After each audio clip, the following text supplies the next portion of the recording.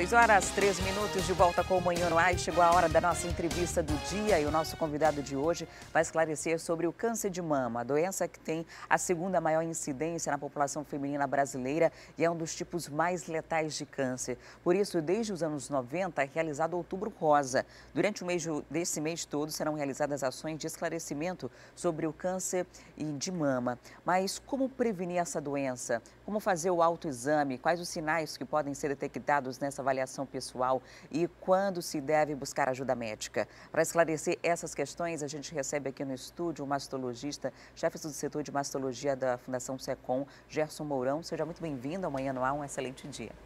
Obrigado pelo convite. Bom dia. Durante o Outubro Rosa, a gente fala diversas vezes sobre o câncer de mama e até do câncer do colo uterino também, que tem uma incidência muito grande aqui na nossa região, mas é importante que se esteja atento a isso durante o ano todo, né? As mulheres estejam atentas a fazer o autoexame, a buscar atendimento nas unidades de saúde. Sem dúvida alguma. Eu gostei do termo que você usou, unidade de saúde, porque nós estamos mudando a conformação do SECOM. Justamente as pessoas antigamente encontravam um nódulo e achavam que tinham que ir direto ao SECOM. Então, isso mudou muito dentro da nossa instituição. Ela tem que ir sim ao posto de saúde, ela vai ser avaliada nesse posto e a partir dali vai se começar vai ser solicitado o exame. Dependendo da faixa etária dela, vai se pedir abaixo dos 40 um ultrassom, acima dos 40 a mamografia. A mamografia ela está disponível na rede pública normalmente a partir dos 50 anos de forma gratuita, né? De forma gratuita, 50 anos. Nós estamos lutando. Aliás, em Manaus, mesmo assim, nós já estamos começando a fazer aos 40 anos. Tá? O senhor falou do primeiro atendimento que pode ser numa unidade de saúde e lá, se for necessário, vai fazer um encaminhamento, né? Porque às vezes até uma questão hormonal, a mama fica diferente, sim, tem um formato, aparecem alguns nódulos que logo somem, mas isso, principalmente se é uma família que alguém já tenha um histórico de câncer, de parentes de primeiro grau, a preocupação é muito grande, né? Sem dúvida. A primeira coisa é que hoje o câncer está mapeado, né? Então, eu vou pegar a sua deixa e dizer o seguinte, façam sempre a sua mamografia, o seu ultrassom, sempre depois da menstruação. Por quê? Porque nesse período já sumiram, você está com menos dor, os nódulos já sumiram, então você faz nesse período. E a segunda coisa foi que você estava situando sobre... O autoexame, de ter essas variações de nódulos. Sim. E a preocupação por conta das famílias, né?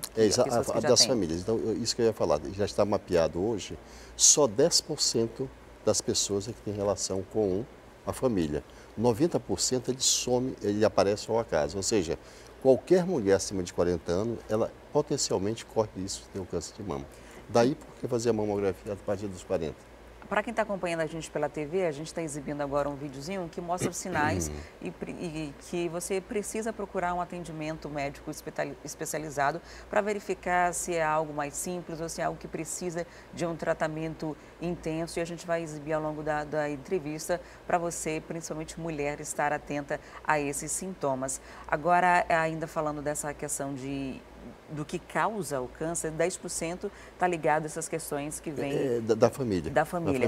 O restante tem ambiental, alguma causa? nós não sabemos a causa. É algo adquirido? Nós não sabemos.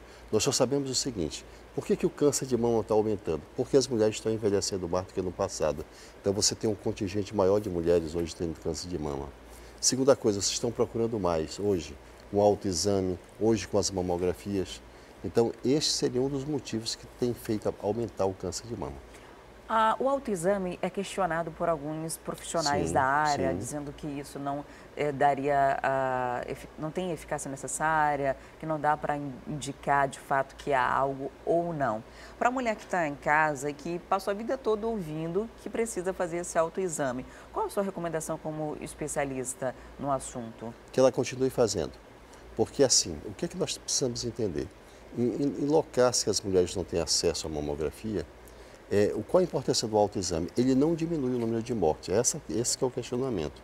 Mas, em compensação, se a mulher faz o autoexame, descobre um caroço pequeno, ela fica, nós temos o estadiamento, nós chamamos de estadiamento 1. Aqui examina, fica no 1.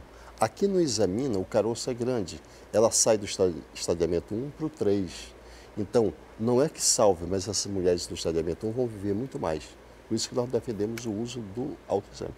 O autoexame, para quem não sabe, é a própria mulher fazer o toque na mama e identificar se tem alguma alteração. A sua indicação é que faça isso depois do período menstrual. Sempre depois do período menstrual, sempre. Agora, para quem está acompanhando a gente, é bom salientar que não é só a mulher que tem câncer de mama, né? O homem tem. Existe uma curiosidade, as mulheres acima dos 40 e o homem depois dos 60. Enquanto que a mulher pode ser em qualquer ponto da mama, o câncer pode aparecer, um nódulo, no homem ele aparece atrás do bico do peito dele. É só ali que ele aparece, porque só ali tem glândula mamária. Existem alguns primeiros sinais que a gente mostrou algumas coisas aqui no vídeo para quem está acompanhando a gente, mas existe algo que é mais recorrente, que normalmente as mulheres que chegam já com o diagnóstico de câncer de mama sentiram antes? Indiscutivelmente, mais de 95% da queixa da mulher que tem câncer, que chega no nosso consultório, é justamente o nódulo. Ele é um nódulo duro e que normalmente ele está preso na glândula, essa é a característica dele. Não é o nódulo que se desloca na mama? Desloca. Tem um nódulozinho que você aperta, que ele anda de um lado para o outro, esse dificilmente é um câncer. Entendi. E no caso da Fundação SECOM, depois do diagnóstico, é quem faz o tratamento na rede pública aqui em Manaus, Sem né? dúvida, sem dúvida. Então, nós temos uma grande mudança, inclusive a partir do meio desse ano, nós começamos a mudar totalmente a estrutura do SECOM. Assim, as mulheres antigamente perdiam muito a mama, né? E aí você tinha que reconstruir essa mama. Mulher que perde a mama, você reconstrói a mama. Então, hoje nós já estamos introduzindo outras técnicas, que seriam assim, a mulher não perde a mama e você dá um jeitinho. Por isso que a gente chama de oncoplástica, uma técnica que você dá um jeitinho na mama. E a reconstrução mamária foi um grande avanço que nós tivemos no Estado e no Brasil, porque a reconstrução mamária era um direito da mulher no serviço público, mas o que foi que aconteceu? Ela chegava nas instituições públicas no Brasil inteiro, pelo SUS, você tem direito? Tem, mas só que você não vai poder reconstruir agora. E tinha que esperar bastante. Esperar e ficava por aí. No estado do Amazonas, nós disparamos com um avanço muito grande. A Rebeca Garcia, ela colocou uma lei que exige que a pessoa faça a reconstrução imediata. Então, nós ficamos presos dentro desse movimento. Então, a partir do momento que faz a mastectomia, já faz a ela reconstrução. já tem o direito de fazer a reconstrução imediata. Quiser. Entendeu? Entendi. Tem. Agora, essa questão de manter parte da mama gera muita dúvida, muito medo. Gostei né? A dessa gente tem um pergunta. caso, por exemplo, que gerou uma repercussão mundial, que foi a atriz Angelina Jolie, que tinha um histórico de câncer na família e decidiu, sem ainda sentir nenhum tipo de sintoma aparente, retirar a mama e fazer uma reconstrução preventiva. Perfeito. E a justificativa que ela deu, de acordo com as orientações médicas que recebeu, é de que isso seria, de fato, uma forma de prevenir para que ela não desenvolvesse a doença no futuro. Isso fez com que muitas mulheres também que estavam vivendo esse momento tivessem medo de manter parte da mama e de que o câncer pudesse retornar. E qual é essa relação de reincidência? Você colocou duas situações absolutamente diferentes. Uma da palavra prevenção que ela fez. Ela não fez prevenção porque o câncer de mama não tem prevenção. Mas ela tirou a mama, então ela fez. Não é bem assim. Primeiro vamos entender a história dela. Pela história que ela tinha e com o exame que ela fez, ela tinha chance de ter, se ela vivesse até os 80 anos, 85% de chance de ter o câncer. Quando ela tirou o bucho, né, deixou só a carne em cima e colocou a prótese, ela diminuiu o risco dela para 8%. Aí você vai me perguntar, e qual é o risco da população? 12%. Então, ela diminuiu, mas não aboliu, isso é uma questão. O outro tratamento é o seguinte, desde a década de 60 nós tivemos uma revolução muito grande no mundo inteiro. O que eu faço? Eu tiro a mama ou eu tiro um pedaço da mama? Mas se eu tirar um pedaço da mama, como você falou, a doença pode voltar aqui. Mas e por que vocês insistem em tirar só um pedaço da mama? Bom, quando o tumor é pequeno, nós tiramos só um pedaço, quando é grande você tira tudo. Tá bom, e por que você não tira toda a mama? Porque na hora que o tumor está ali, ele já soltou células. O que vai matar a paciente não é o que eu fiz na mama dela, e sim o que saiu. Então eles resolveram no mundo inteiro preservar as mamas das mulheres que tinham tumores pequenos. Para a gente encerrar, alguma orientação para as mulheres que estão nos acompanhando agora, nesse mês de Outubro Rosa, mês de prevenção, a campanha que acontece em todo o país, alguma orientação específica? A orientação específica é que ela não se esqueça de examinar sempre suas mamas, mesmo ela tendo direito à mamografia, e esquecer que é o direito dela, um direito, inclusive, que foi no ano de 2008, que as mulheres não tinham acesso a mamografias como forma de lei. E agora é lei, a partir dos 40 anos, que ela faça sua mamografia. Esse foi um grande avanço social nosso. Muito obrigada por sua participação aqui no Manhã no Ar. Agradeço também pelo convite. Recebi hoje o Gerson Mourão, mastologista, chefe do setor de mastologia da Fundação SECOM, falando sobre a campanha e sobre a prevenção do câncer de mama. E a Defensoria Pública do Estado também entrou na agenda do Outubro Rosa. O Núcleo de Atendimento à Mulher está promovendo a programação com palestras sobre saúde feminina, prevenção à violência e até treinamentos profissionalizantes. Quem vai trazer os detalhes para a gente agora, ao vivo, é o Fred Rocha. Oi, Fred, muito bom dia para você. Como é que faz para participar? Adriane, muito bom dia a você, bom dia a todas as mulheres que tiverem interesse de participar então da programação, precisam procurar o Núcleo de Atendimento Especial à Mulher da Defensoria Pública do Estado, que fica na Avenida Presidente Kennedy, número 399, no bairro Colônia Oliveira Machado, na zona sul aqui da cidade. A programação se encerra hoje, agora pela manhã vai ter uma palestra com uma nutricionista, depois uma atividade de corte de cabelo, pela parte da tarde, aula de zumba. As atividades começaram desde a última segunda-feira, então as mulheres que tinham interesse na segunda-feira começaram a participar. Se encerra hoje. Quem tiver interesse pode procurar este endereço que foi repassado para fazer parte da programação. Essa programação da Defensoria Pública do Estado, que inclusive tem a parceria do Juizado Especializado no Combate à Violência Doméstica e Familiar. Adriane. Tá certo, Fred, muito obrigada pelas informações e fica aqui mais uma vez a dica para você, mulher, procurar uma unidade de saúde para fazer o seu tratamento, para fazer o seu acompanhamento, né? Vai lembrar que é preciso fazer o exame preventivo para se prevenir do câncer de colo uterino, porque é uma incidência muito grande aqui, inclusive nós somos a capital com o maior registro de casos no Brasil, então já procura durante esse mês e faz a mamografia ou ultrassom, faz todos os exames necessários para manter a sua saúde em dia. E a quantidade de recursos disponibilizados para receber imigrantes venezuelanos é insuficiente para atender toda a demanda. A cada dia, mais venezuelanos chegam de forma espontânea à capital amazonense, em números que estão fora das estatísticas oficiais. Ontem nós mostramos imagens aéreas do novo acampamento que se formou ao lado da rodoviária. E voltamos lá para conversar com as pessoas que fogem desesperadas do país em colapso e buscam aqui um futuro digno. Erickson Dias, formado em comunicação social. José Silva, eletricista. No grupo também tem enfermeira, policial, professor de artes, pedreiro e administrador de empresas. São 25 homens e 4 mulheres que chegaram em Manaus de 2 meses para cá e decidiram morar nos arredores da rodoviária.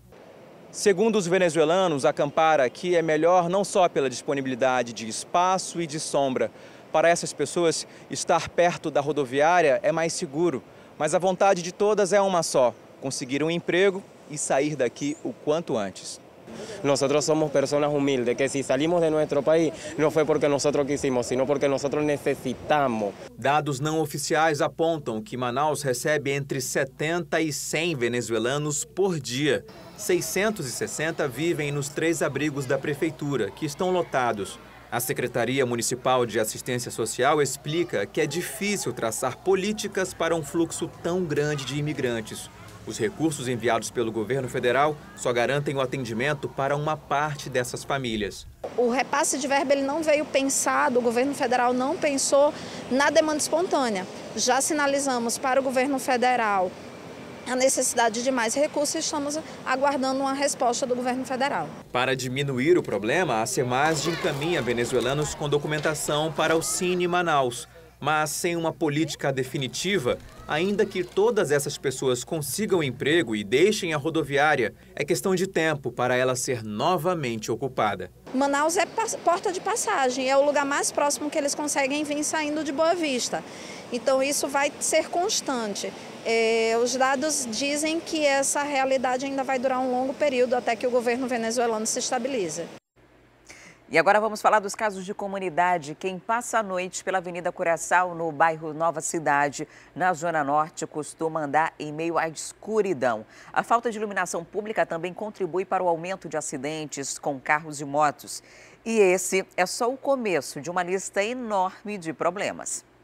O acidente aconteceu exatamente neste trecho da Avenida Curaçao. Hoje a gente até consegue ver os buracos porque está mais iluminado. Mas na semana passada, o Luciano, que estava passando por aqui com a sua moto, acabou se acidentando porque o local estava completamente sem iluminação. Ele não viu quando passou por esse buraco aqui e acabou batendo a moto e veio parar exatamente neste ponto aqui. Na noite, quando eu passei aqui nessa principal, estava tudo escuro. Aí, vindo daquela direção, eu não tinha visto o buraco, só vi eu caindo e rebolando, parando por ali assim. A gente estava em casa, já ia dar 9 horas, né? Aí ligaram para a mãe dele falando que ele tinha se acidentado aqui. Aí a gente chegou aqui, acho que depois de uns 30 minutos. Aí a gente chegamos que já tinha uma viatura da Polícia Militar, né? Porque elas iam passando no local do outro lado. Quando viram ele foi quando vieram socorrer.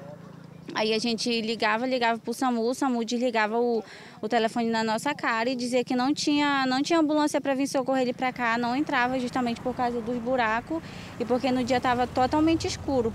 Foi quando os policiais da Polícia Militar começaram a ligar mais de 20 vezes e aí começaram a ameaçar, né, que se eles não viessem, eles iam denunciar.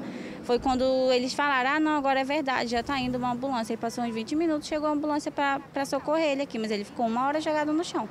E não queria o fim. Só vieram ainda por causa dos PM que ligaram. Houve outras situações, né? Também sem energia, também aconteceu, né? Por causa também dos buracos também, que nessa área aqui sempre eles deixam de fazer manutenção.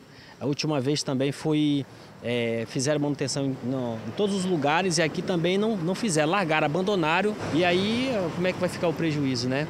Quem mora aqui nessa rua, exatamente nesse trecho onde a gente está, que fica ao lado do cemitério de índios, precisa enfrentar essa escuridão que eu vou pedir para o nosso cinegrafista mostrar para vocês. Vocês mal conseguem me ver, né?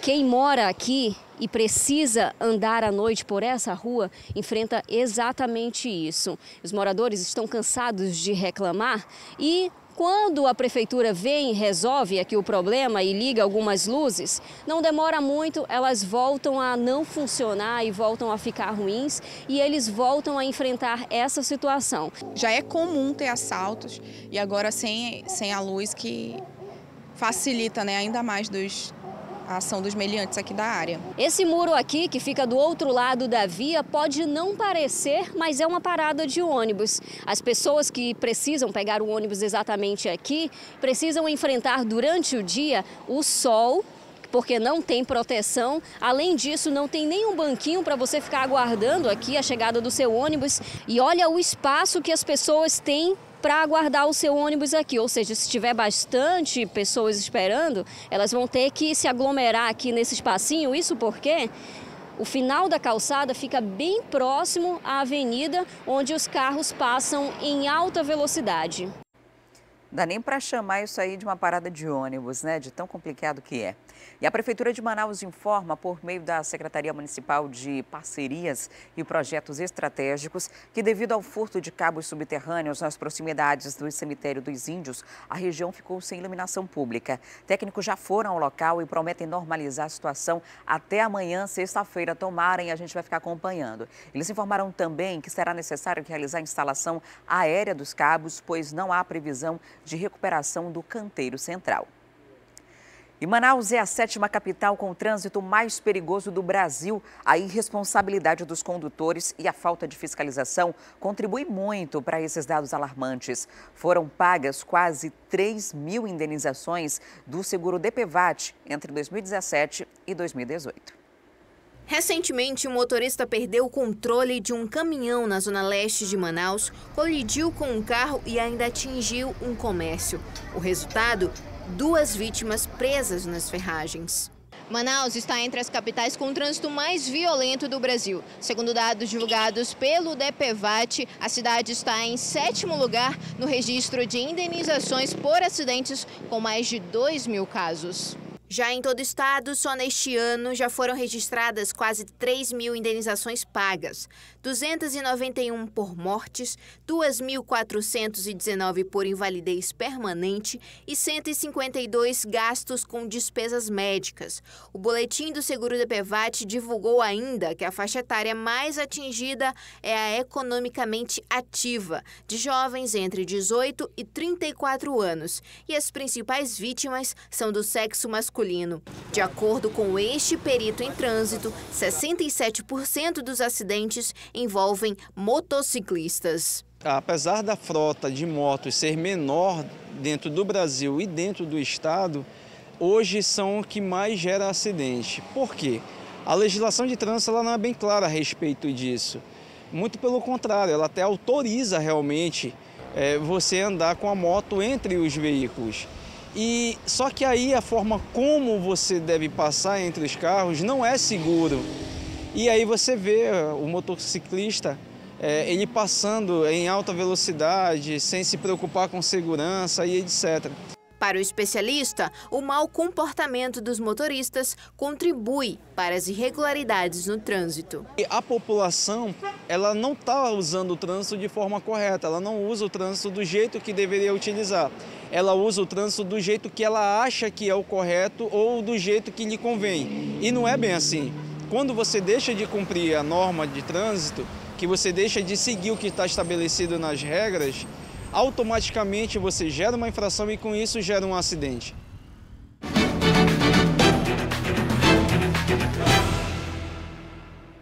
Eu tenho uma notícia para você que usa ônibus aqui em Manaus. Ficou decidido que o transporte público no segundo turno das eleições vai ser gratuito. A gratuidade do transporte nas eleições foi definida após votação na Câmara Municipal de Manaus em uma sessão extraordinária na véspera do primeiro turno das eleições municipais. O decreto foi assinado por Arthur Vigílio Neto nesta terça-feira. De acordo com a Prefeitura de Manaus, 100% da frota vai estar nas ruas, mas vale lembrar que no primeiro turno vários problemas foram registrados e os principais terminais de integração da cidade ficaram superlotados. Fica aqui também um alerta para o Manaus Trans para se preparar para isso juntamente com a SMTU, principalmente a Superintendência Municipal de Transportes Urbanos, que tem a obrigação de fiscalizar e garantir que esses ônibus estejam nas ruas. O que a gente viu no primeiro turno foram centenas de pessoas tentando usar ônibus e os ônibus dentro das garagens, num suposto intervalo aí, numa suposta troca.